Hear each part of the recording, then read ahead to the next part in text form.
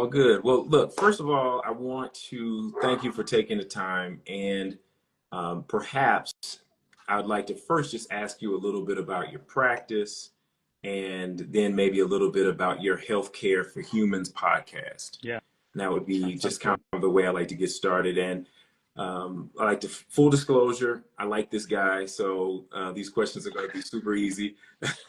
But Well, man, they're looking for a show here. no show, Logging on at 5. no show. Um, but no, I like this guy. I like his family. I think he's a great guy. So I thought it'd be fun to just have and we've had great conversations about health in general, and then I guess you could say the healthcare industry, and then as it relates to people of color and the way things play out in our individual lives. So tell me a little bit about your practice and then your podcast, and then I have a few questions for you.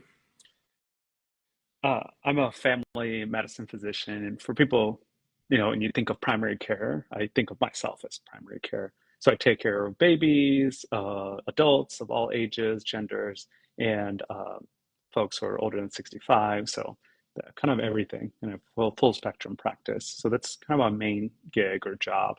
In addition to that, I have some leadership roles. And the podcast that you just mentioned, Willis, is my way of connecting with the community. And it really focuses on how do you deliver culturally responsive care to immigrant and refugee communities. That was my initial purpose, Okay. but it's continuously evolved in that now I'm thinking about what can you do to make healthcare more human? And that was the kind of basis of that podcast, Healthcare for Humans. So thinking about all kinds of other topics right now. So how did your how did you get into the healthcare for indigent communities, refugees? How did that sort of transpire?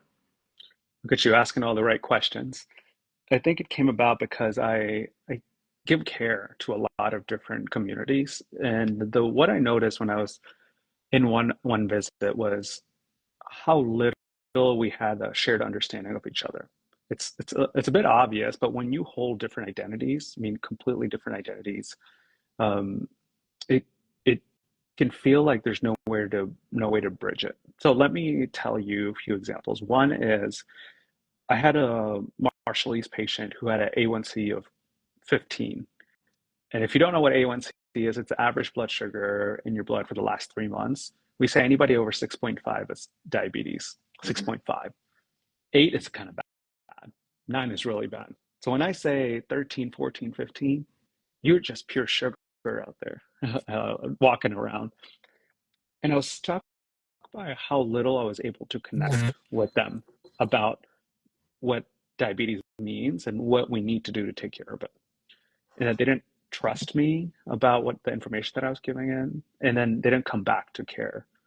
There's so much to unpack there of why they didn't trust my advice or why they trust healthcare systems generally. But that's what started my journey on what is it about a specific community that has consistently worse outcomes than every other demographic. And at that time, it was a Pacific Islander community. Why does that community almost always do worse? So I ended up reaching out to the community, reaching out to a community leader, and then kind of evolved from there of, hey, like we should actually make this conversation public of what was important to you, what's important for your community, what does it mean to care for you. It's actually helped me grow a lot being a primary care clinician. It's also helped a lot of other people. So it's been quite a journey. Wonderful. And then how did that spin into Healthcare for Humans podcast? Yeah, it was one community, and then I realized, wow, there's so many other communities that I'm taking care of. Somali, Ethiopia, um, Ukrainian now has a big community here too in Washington State. So there were so many immigrant refugee communities. It almost felt exciting to get on this journey and try to care for each population better. And as you know, we had a colleague who identifies as Ethiopian, and she was willing to come on the podcast as well. So we were able to talk about the Ethiopian community and be honest of what's some bad advice you've gotten being an Ethiopian showing up at a doctor's visit? No. What's good advice? What does it mean to like actually take care of you in a comprehensive way and meet you where you are? So those questions I was able to ask to every community, and now I'm on episode 65. So I've talked to a lot of communities, and it's actually helped me be way better. I mean, one of these things is as you're embark on any project, and I'm sure it's true for you too, Willis, that there's almost an infinite things that you can learn. As you keep doing more and more, you're like, wow, like what you don't know, that category of things that you never even considered. Yeah. Once you get awareness, you're like, wow, there's like a whole world out there you can learn.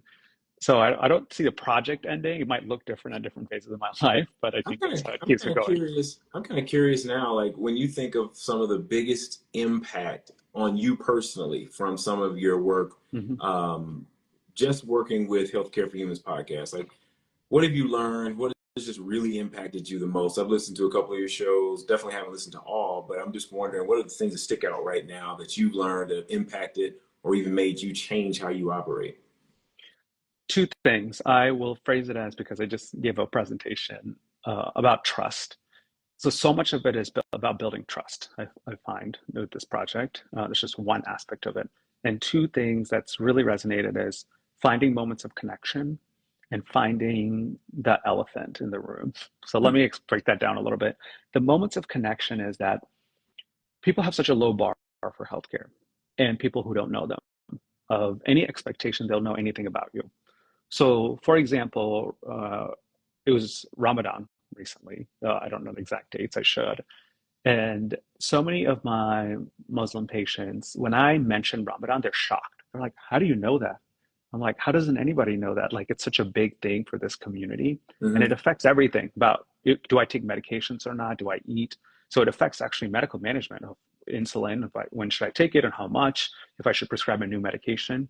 And if I don't even know it's happening, and the patient's like, well, this guy's never going to know anything about this, they'll probably just nod their head, oh, yeah, that sounds good. Maybe after Ramadan, I'll get to it, Mm-hmm. right? Now I've done this dance and game before. Like, it's not even worth it to like teach this full, not in in a good way, but when I bring up, if I say, hey, like I know it's Ramadan, does this affect you? They're like, one, there's a surprise there, and after that surprise is connection of, oh, like he seems to care enough to learn about this, about my community, so he must really care. So let me now just, there's like a floodgates that open up, like, yeah, let me tell you, yeah, it's Ramadan, so I haven't taken my meds for 2 weeks.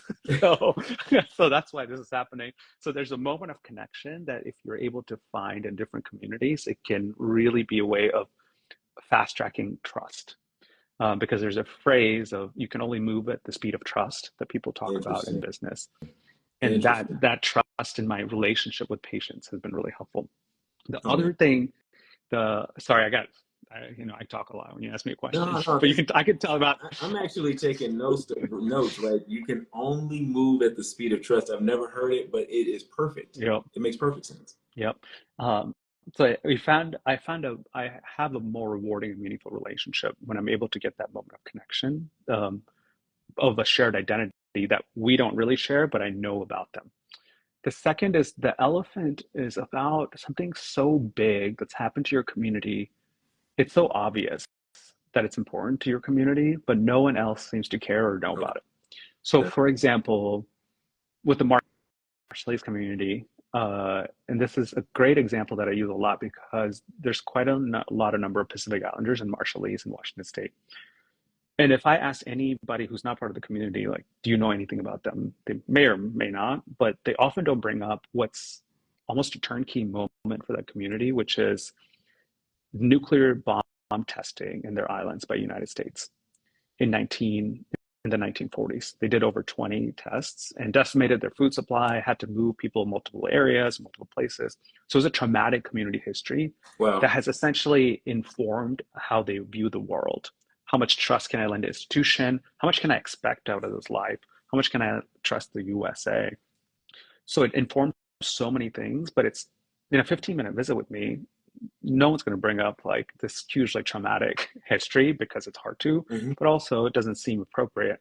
But for me, knowing that, it changes the lens that I care for them, of what I need to say, how I need to approach topics, and what is the ultimate change that we're seeking, and is there a different way to do it? So instead of one-on-one visits with the Marshallese community that I said had the worst outcomes, I've been working with trusted messengers in their community, which is a Got it. whole different way of teaching about diabetes and hypertension. You might not trust me, you might not trust my organization, you might not trust America, but hey, you trust your own people. And I know the people that you trust. I'm going to sit down with them, talk to them in a different way. And let's see if then we can educate the community in a way that's helpful for all of us. Man, that's powerful. I'm just thinking that that's like, I feel like that's every community of color at this point. You know, like Yep, we all exactly, right? have our community leaders. We all have the people that we trust, that we believe in, until we don't, until we don't believe in them anymore. But we all have these people, and if they had the information, maybe they could be influential. So then I'll start with one of the questions that I asked you on a previous chat that sort of blew my mind, and that is how many patients, like you're a PCP, primary care physician, how many people think you're their doctor? Like how many people would think Dr. Raj Sundar is my guy? I know. I want to do this exercise as we did last time. So think about it as you don't know the answer. What did you say, Willis? Do you remember? I believe I said maybe a couple hundred or something like that, or maybe 100, Yeah, 150. yeah. And for people who are listening, I'm going to pause for like 3 seconds just so you can think of Yeah, a reasonable answer. reasonable answer. Let's give it a moment to marinate. Boom, boom. I feel like I need some music for this. Yeah, I know. So a 1.0 clinician, which is full-time clinician, is 2,100 patients. Say that again. One. 1.0, meaning full-time clinicians. I work in the clinic every day. Is 2,100 patients. That can Okay. vary 21. a bit. That can vary a bit. So some might say, hey, like you just work in a place maybe that has that. What about others? I'll say the best that I've seen is 1,800.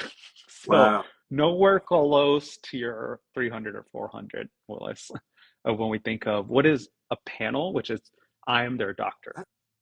It's just incredible to me. It's incredible to me that I would gamble to say that most people that don't work in your profession would have no idea that they are one of 2,000 people that Yep.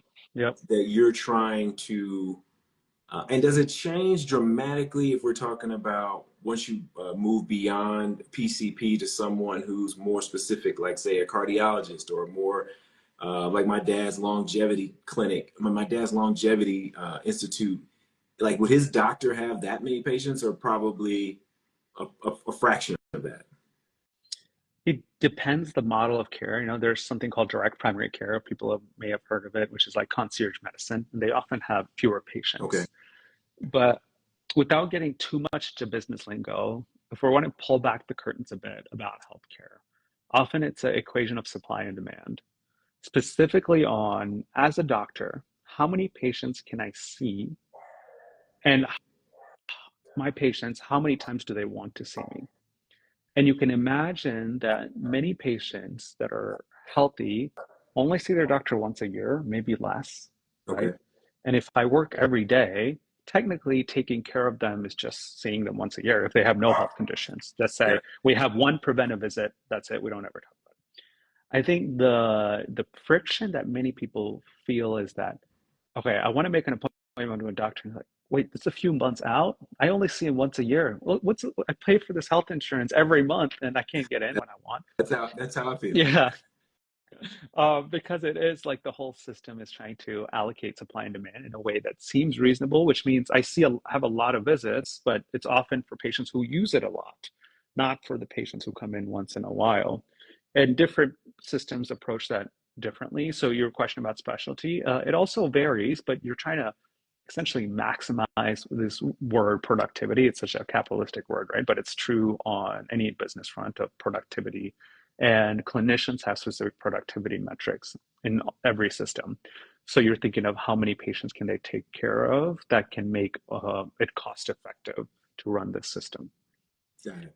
Got it. Okay. And but nobody wants to be thought of as a business, especially humans. Like Willis, you're like this business. I'm a human being. You're just putting me as a one visit per year, like little metric, right? And it doesn't feel good No. when you hear about this. No, but I think it's helpful. That's why when you said it the first time, my eyes Yeah, opened. I was like, wow, so you're just a human being just like me. So yeah, now that I know that you're trying to manage, case files for 1,800 to 2,100 people, yeah, it at least makes me a little bit more empathetic to your circumstance and why it may not seem like I'm getting as much attention as I want, or when I'm asking a lot of excess questions and I can tell that you are trying to get to the door. At least I understand now, because before I'm like, this guy is rude or this gal is rude. Like, This is my only time seeing We've him. only been talking for 15 minutes and they're already running out when you walked in the door knowing you had about Yeah, 15 minutes. yeah. Got it. And some people don't even know this. Like, how many visits do you think a doctor sees in a day? Based on what you're telling me now, I'd say you probably see 25 or 30 people. Yep, it can vary anywhere from 21 to 30, depending on the system and place that you're in. Okay. Uh, and it is this tyranny of the 15 minutes. Almost everybody's in this 15-minute increments for visits. If you're new to a system, I think of teenagers who are learning the system and trying to figure it out, versus also, or adults who've never gotten healthcare. They have no idea how many more patients are in a day. So the 15 minutes seems so short, which makes sense. You're like, it's my one time a year, and it doesn't feel like you've gotten Doesn't feel justice like you for it. told me enough about me, about my body. Yeah, like, And if you have to nor do have, yeah. something weird like give me a physical, which means that you got to touch parts of my body, then I'm gonna need more than 15 minutes of your time to like get warmed up, or maybe bring a cocktail with you or something if Yeah. you only got 15 minutes. But yeah, that's a really interesting point. Yeah. So there's some membership models, and some people who are listening to this may know of a membership model primary care where you pay a monthly fee just to the doctor, and they don't bill insurance or anything. So finding ways to extend the visit But that's time and have concierge fewer patients. care, right? That's more like Exactly. concierge care. So it's only people who can afford it. Yeah, Like a yeah, lot of yeah, people, I mean, people on Medicaid, their concierge isn't dealing with them, right? They're going to the community health center. yeah. Okay. Okay. Well, I think this is huge. Just Yeah. that little piece, I think, is eye-opening for a lot of people. So then I would just ask you before we jump off the topic, what could we do as people coming to see someone like you? What could we do better to maximize that time? What could we do to, if you were on the other side of the table, what would you say? How should we operate in that visit? Multiple things. One is it helps to have continuity. I think the expectations are changing so much that people consistently want care as soon as possible. And sometimes it's needed if it's urgent or emergent, right? Yep. And sometimes you don't know. You're like, this hurts over here. Like, is this a heart attack? Like, I don't know. So you're trying to get in as soon as possible. But what I've also noticed, just a general trend of like, I don't want to wait for my doctor for 2 weeks. So I'm just going to get in with another person for a week. Got it. It, and it's a sense of like Amazon expectations, I'll say. Like, if I can get things within a few hours or a day, like every day seems like a delay in getting what I want. The reason that I bring that up is the more you're able to see the certain person, the 15 minutes goes longer and longer every time.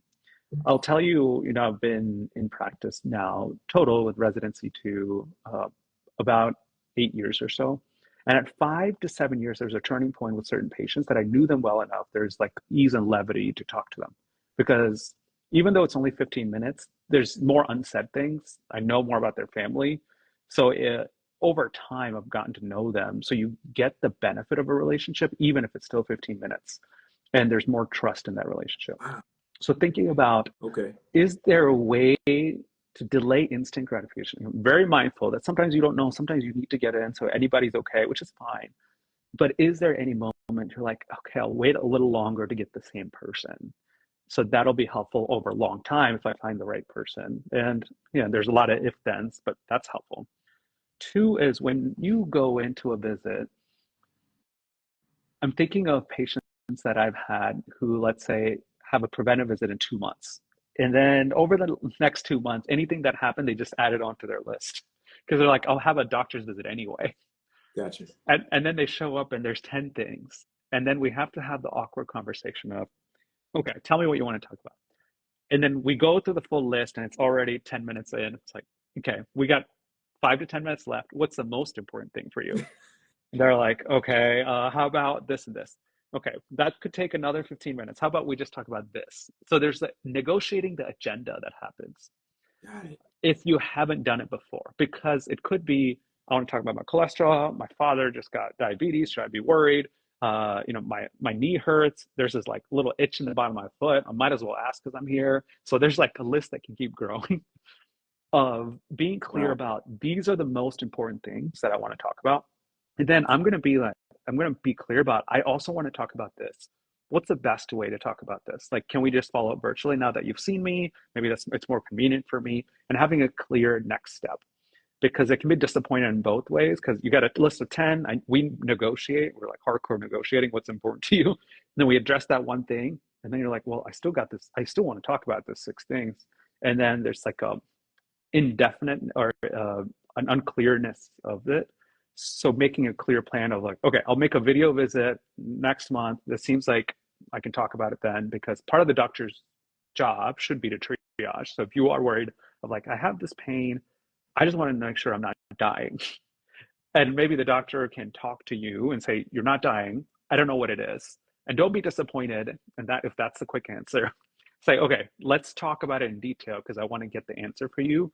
But let's move on to the next thing that we really need to talk about. Yeah, lots of negotiating, but understanding that you're coming from different frameworks of like what's important and how to address it, at least in the current healthcare system. Gotcha.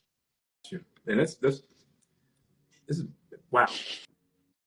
I'm glad that I asked these questions for me, but it's interesting. So my mom doesn't have a PCP, and she's never like when you just spoke about continuity. I think about how often she's gone to see a doctor for something urgent in the moment and set up a relationship and never went back, and then found someone else. But I have had this conversation with her several times in the last few years where she saw a doctor, she wants to go back and see them, and they can't take her immediately, and she gets angry and she says, well, I'll just find somebody who can see me now. So this is very helpful just for me to understand. Now my mother's 81. We're not going to change a whole lot now, but this is Yeah. what helps me to understand how I can navigate the situation a little better. So I appreciate that. Yeah. Yeah. And there's maybe a compromise there of fine, go see whoever you need the care. And then maybe you follow up with that person that knows you. So then you can make a plan for the future or be like, I think this is what they said. Like, is there anything else different I should be doing? And that could be helpful too. No, I love it. One of the things my father-in-law has always talked about is having a doctor that grows and ages with you, someone of a similar age group. What do you think about that? Is that relevant? Do you see value in that? I like to say that it's not a good metaphor, but just like dating is that every individual's needs and desires, values and beliefs are different. And there's a doctor that's different that meets your need. Got it. There's like standardized clinical stuff, and then the human that delivers the standardized clinical stuff in a way that's only unique to them. So your question is true for some folks. They come to me and they're like, who's this young buck? Like, he hasn't even been out of residency that long. Oh, stop And flattering yourself. You're I not just that can't. young. Stop it. Stop it. Don't do that. No, but I had a Don't do patient. that. Let me tell you, I had a 80-year-old that I saw for a year, and then he connected with me well enough, and then he sent me a message saying, "I'm going to transfer to a more seasoned doctor."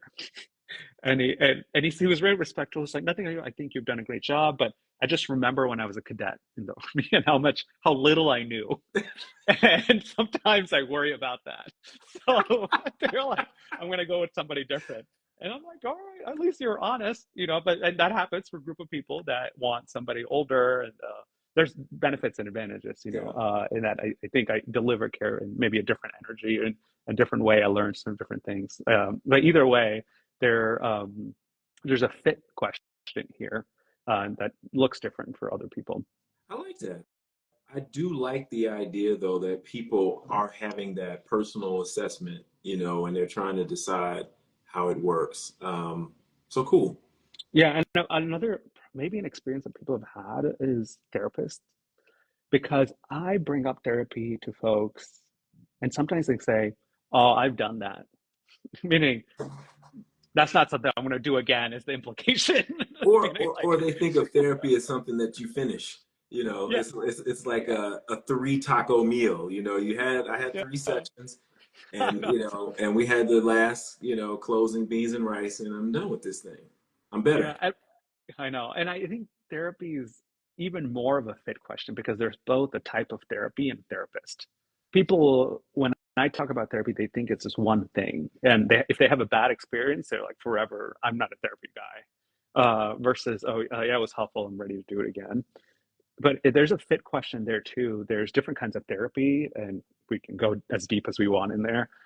But there's therapists that have different personalities that you Oh, might jive with. Maybe it's sure. like somebody, like a male who like gets who you are, or maybe you have historical experiences that's been negative with men, so you don't feel like that's a good fit for you. So there's so much of that that happens in healthcare, and it's underestimated because often you don't have a choice because you show up at a clinic and say these are the only doctors available, and maybe neither of them are a great fit for you. So I acknowledge that too, but I think it's worth thinking about, could that be helpful for your long-term health, trying to look for that fit for you.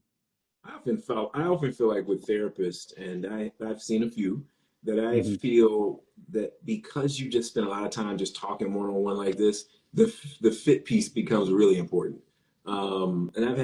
I've had some really great fits, and I've had some really weird fits. Yeah. And I have over-indexed toward looking for people in my age group or people who um, maybe have a shared ethnicity, a shared experience, because there are certain ways in which I like to communicate that feel more comfortable when I know someone has, experience on the things I've experienced. But I will admit, my favorite, most recent therapist was a white woman out in the Midwest who we just clicked. Yeah. She had a whole vibe, and I liked it. And her partner was cool, and we sometimes we would send each other notes and videos, and just like offline, we just had a Yeah. whole different relationship. So Yeah. I don't know, you never know. Yeah. But Yeah. so look, I'm using up a lot of your time now. I feel like I'm just chatting, but I want to ask a couple of questions. Yeah. So one of the big questions I have, and I got it on the screen behind me, so apologize if my eyes look like they're all over the place, but um, preventative health and routine screenings. I wanted to know top health screenings for men ages 30s, 40s, or 50s. What should we be doing right now if we don't have a PCP? Like, what are the first things we need to be thinking about if we want to get started and start right? Three things. Okay. One is cardiovascular disease. It's going to be the most important thing that you think about. Okay. And especially in your 30s and 40s, as a way to prevent things that can happen in the future. Good. I'm taking notes. Okay. Cardiovascular disease is number one. Test for Yeah, that. there, we can break that down multiple ways, but that's what we're trying to prevent in preventing heart attacks and strokes. So for that, we can say subcategory: high blood pressure, high cholesterol, diabetes, smoking, right? Some of the major things that I think about there. Second, colon cancer. Okay. Third, prostate cancer. Got it. I say that, and then I just said it off the cuff. We could do this statistically, demographically, by age group, and all of this stuff. But the reason I brought all of those up is specifically thinking of maybe men, and maybe even Black men. Um, the patients that I've had where we underdiagnose cardiovascular risk factors like high blood pressure and cholesterol, and thinking about what does it mean to prevent heart attacks and strokes. Okay. The second piece for the cancers, because both of them, and any of this we can digress. People also don't know how much we take race into different risk factors. Okay. And there's a whole debate in academia and medicine right now of if we should remove race as a variable for risk. That because you're Black, Willis, you're at increased risk for prostate cancer. And Why people, did you start whispering when you said because you're black? You kind of whispered it. I don't know, maybe there's a, I know it's Because like, you're black. Black. I'm trying to be provocative, and I felt weird saying it. Hey, Willis, you're Black, right? Just kidding. No, but I think the idea is that some people don't know. For all these calculators, algorithms, we enter your race and then say you're X% higher in risk because you're Black. Okay. And some people that I've shared that with say, no, like just because I'm Black doesn't mean I don't have the same human body. There's research to say that we have 99% same genetics, all of this stuff. So don't do that. Other people say it could be a proxy for racism because just statistically, something about blackness, because of racism, because how you're treated out in the world, what you've experienced, the trauma, who knows, the actual variable has put you at higher risk for X. Again, the reason that I'm saying all of that is there's actually a race component for colon cancer screening and prostate cancer screening. They've actually removed it from colon cancer a bit, saying that it used to be if you were Black, you would get colon cancer screening at age 45, everyone else is age 50. And we recently changed it that everybody's age 45. Okay. So we've removed that variable, but just said everybody needs to get it at age 45. Prostate cancer, it hasn't happened that way, in that there's still a variable for race, at least utilized. There's not a universal change in screening that we say if you're Black, you have a higher risk for prostate cancer. And if you have a family history of it, it's even higher. So we need to have a plan for cancer screening for that. I want to pause here because each of those topics, you could spend another 30 minutes to talk about some of the complexities, controversies, especially prostate cancer screening. But I think about a lot because I do a lot of preventive health screenings for men, specifically on healthcare, right? And there's so much preventive stuff on nutrition, exercise and movement, sleep, stress that I almost never talk about enough because of the time pressure. I'm so much focusing on these factors when we know all of this will reduce your risk for everything else. Interesting. Then why don't you talk about it more? Because sometimes I'm the only source of talking about prostate cancer, colon cancer, and disease risk factors. So that's the priority, unless everything's going okay, and then I go to the second level. People approach it differently. I definitely talk about it, but there's a whole, you can go into the whole wellness industry, both the woohoo wellness industry of like, I'm going to drink green juices and feel better, and that kind of wellness industry. And also people who are going deep into wellness on tracking their sleep, optimizing their sleep, with the trackers, and then getting really specific on exercise intensity and measuring that with VO2 max, heart rate variability. I never talk about it because most of my patients aren't getting the minimum recommendation. So it's not even worth talking about the kind of the complexities. So for example, we'll use this question. Do you know what the recommendation for exercise is, Willis? I have. What type of exercise? Are you talking about cardiovascular work, Mm-hmm. or Cardiovascular. I think walking 30 minutes 4 times a week is probably about what's recommended. Uh, I love this because I can just keep saying you're wrong. I'm just kidding. I'm just kidding. I'm going to keep asking you questions. No, 150 minutes per week of Okay. moderate Hey, I was exercise. close. I was at I know, I'm 120. just giving you a hard time. I'm giving you a hard time. But I think moderate exercise is 150 minutes. Moderate, there's light, moderate, vigorous. That's how they define it. But moderate is 150, where you're actually kind of breathing a little bit hard, and there's a definition for it. And then 2 times a week of strength-based exercises. So really building muscle somehow. And then there's also a flexibility and balance portion of this. And you can get that in different ways. So that's the minimum. You don't need any trackers or anything, but most people that I see don't even do the minimum. So how do I say, if you're only moving 30 minutes a week, okay, let's set some goals around moving 40 or 50 minutes a week, and what does that look like? So that's the conversation that I'm often having, acknowledging there's like 2.0, 3.0 conversations about fitness, which we know a lot about these days. Gotcha. Okay. So I'll jump to another question. How often should we be getting these screenings for blood pressure, cholesterol, diabetes? There's official recommendations for it. Part of what I want to instill in people is empowerment on checking it when you feel like you need to. I say that because let's say the official screening for diabetes with hemoglobin A1C is every 3 years. Okay. You get A1C, it's normal this year, Willis. And then, I don't know, you change your nutrition. There's some mental health episodes. You get depressed, you eat worse, you don't exercise well. It might have changed that number, but it's not worth waiting 3 years. You should go check, get a physical earlier and say, hey, I just didn't keep up with my nutrition and all this, so I would like to check that again. So there's a way of your risk could change, so you can check it earlier. But I would say at the minimum, blood pressure should be checked yearly. Okay. Some people check that more frequently. Okay. Cholesterol and diabetes, at least every few years. I'm keeping that vague because it kind of depends on your situation. Okay. And I guess question. Cancer is different for which screening you do too. Okay. How, man, I have so many questions around that because when you say check something every couple of years, I'm thinking a change in lifestyle, a change in job, a move, a divorce, any of those things could cause you to spiral into a different place.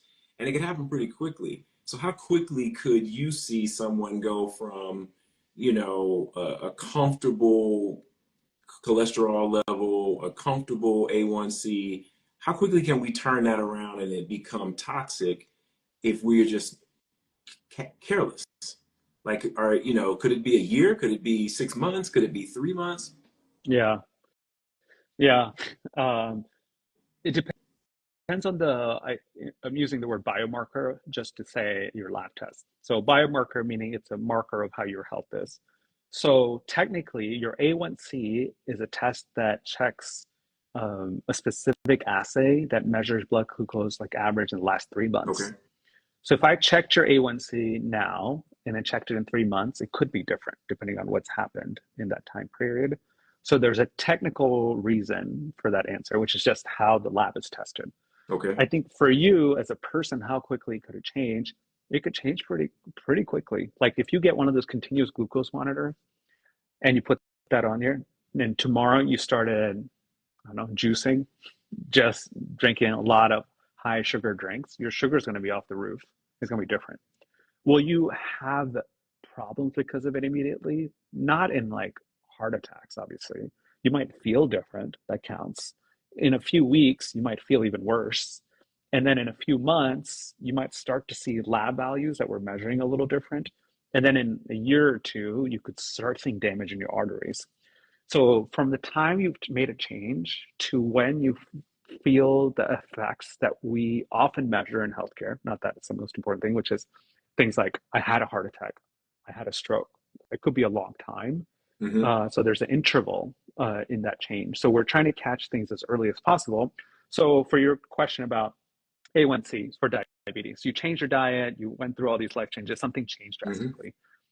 There's a world you get a continuous glucose monitoring, so you don't even go get the blood draw, and that gives you instant results on your sugar, and then that helps you change your diet and nutrition. Because ultimately, I also ask my patients, what are we going to do once we get the lab result back?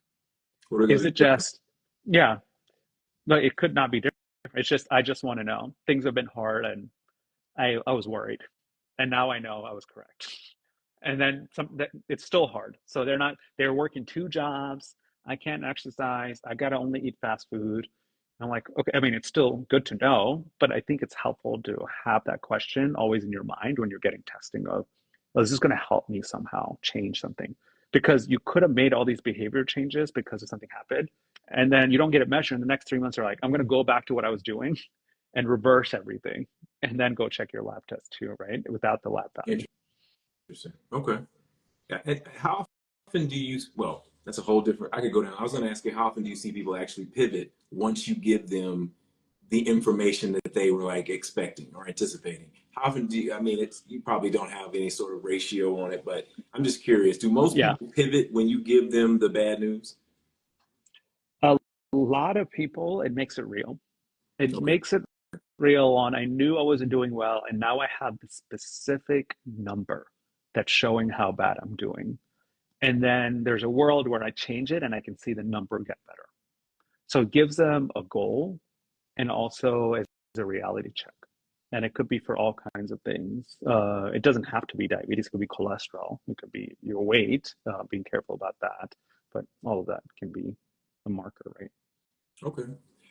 Well, before I let you go, I still have to ask questions about community health. I feel I know we like didn't even get there. that was one of my biggest things because you made comments the last time we spoke about how your community could be a source of value added information so that you didn't need to see your doctor all the time. So I think the biggest part of the conversation that stuck out with me was that often you have so many patients because people just don't talk to each other the way they used to. People don't talk to folks in the community. They don't talk to their elders. So they feel one little pain and they want to go talk to the doctor. Tell me just a little bit about that part of your work, especially as it relates to communities of color, what you learned dealing with healthcare for humans. What are we not doing in the community that we used to do?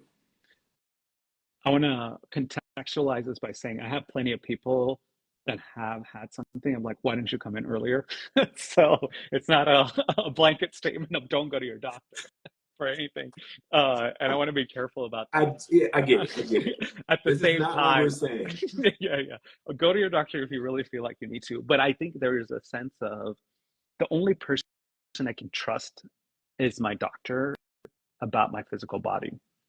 And people really believe that because we've set that expectation that we have knowledge that's sacred and unavailable to most people. So the only person who can reassure you about things, like you have a cold, you don't know what's going on, the only person that I can tell you to drink hot tea and make sure you don't have anything problematic is a doctor. The only person that I can reassure you that you have this pain that comes and goes, but usually goes away. But I don't trust my own self to evaluate this. I'm going to go to my doctor.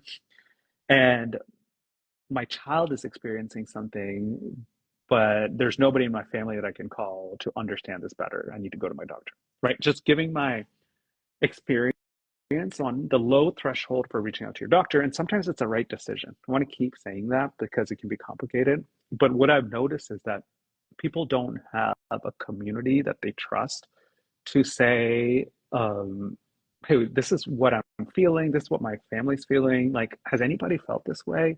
Does Mhm. this seem like it's urgent? So there's like a community knowledge about physical bodies that's slowly lost.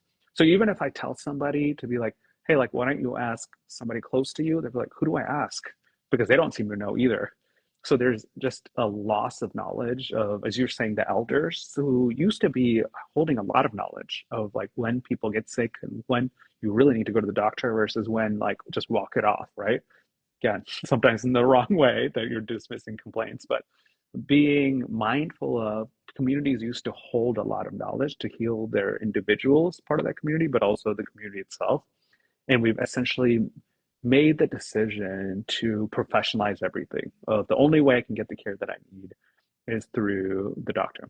The one example that I had recently, I brought up this cold, is that I had a physician friend who was talking to his mom, and the mom used to give him advice when he was growing up. But she had this cold and called him. He's a doctor, and he didn't give her the answer she wanted, which is that I don't feel good. I have a cold. Like, what should I do? She's like, oh, I don't think you need any medications. You just gotta, rest Rest. and drink tea. Yeah. And then she called his sister, who was a nurse. And the nurse also said the same thing. And then she made an appointment with the doctor. And then she told them later, it's like, I finally felt better after going to the doctor because he prescribed me something.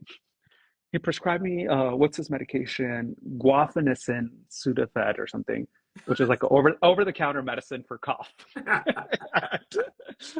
And they're like, Mom, like, just, but it was the sense of like, I saw the doctor. They not only listened to me, but validated that something wasn't right, and then gave me something specific in a prescription, even though it was over the counter.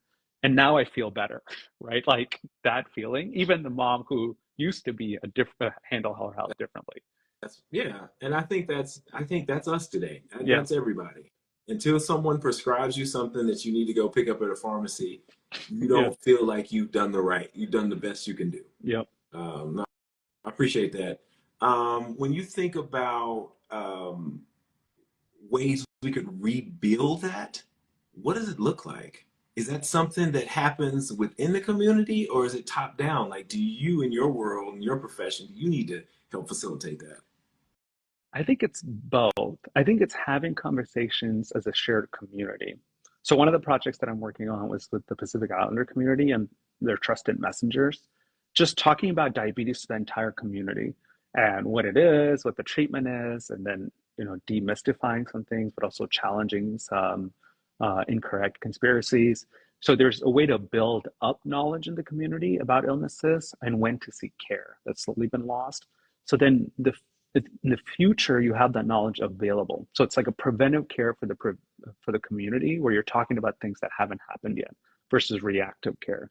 So imagine the cold question of having a shared community conversation of like, these are all the things to worry about. This is what we do. Here's what's available, and call us with this information rather than each individual going to the healthcare provider and getting that information because there's like a shared understanding. So you're like, if you and I, Willis, had a group conversation about this and I forgot something, like, Willis, remember that talk we had?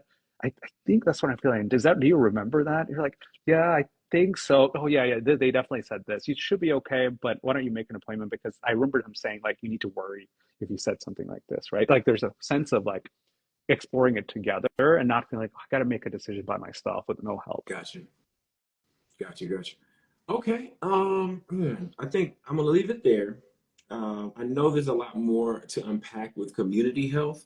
Yeah. I think that conceptually, I feel really impacted around this idea that we need to Hmm. trust each other a little more, and we need to build up that knowledge in our communities because we don't trust doctors. I mean, a lot of us don't trust doctors. My parents don't trust doctors, Yeah. especially my mom. She does not trust doctors. I mean, it's Yeah. it's it's crazy. But even younger generations, and now I feel like we're in this world where everyone thinks that they can figure it out through some, chat AI, YouTube video or something. So now Yeah. everybody is a doctor. So I just Yeah. don't know what the right answer is. But I do appreciate this chat. I think it's been helpful for me to just think about how I will work harder with my PCP to get to know me better. The continuity piece, I think, is huge. Keeping someone for a long time so they get to know you. And I think the other piece about that continuity piece is over time, I think people care more because you Yeah. build a relationship, Yep. you know. So, well, anything else you want to drop on us about your podcast? About oh, we don't trust health insurance. Somebody said we don't trust health insurance. Yeah. No, we do not. Probably true. But that's a whole Oh yeah. new whole new ball of wax. Anything else you want to anything else you want to drop on us? I know you said the top three things we need to think about as Black men would be blood pressure, colon cancer, prostate cancer. Are those also the top three? If I were to ask you the top three things Black men should be aware of when it comes to health risks, are those the same things? Would those be the same things? Yeah. Those would be the highest. I think of chronic illness and cancer prevention. Okay. All right. Well, I think that's it, man. I appreciate this hour of your time. And hopefully, if I have any specific questions, I think the next conversation I want to talk about is just that mental health aspect Yeah. and how you see that play out in your space. Sounds good.